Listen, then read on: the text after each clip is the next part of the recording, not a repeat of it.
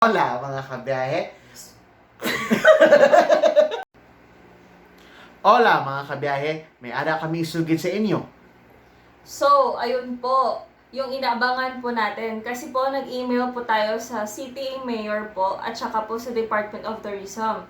So, nag-reply na po sila. Sandali po ah. Ito po yung reply nila. Ewan ko lang po kung makikita nyo po dyan. Pero yung sabi po dyan is, Receive and thank you. So, ayun nga, sabi ni Luby. So, yung next step po natin is yung vlog po natin.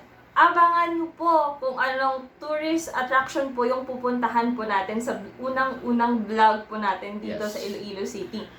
So, kung hindi nyo po gustong mahuli, Please like, share, and subscribe sa YouTube channel po namin. abangan! See you mga kabiyahe! Thank you! Bye-bye!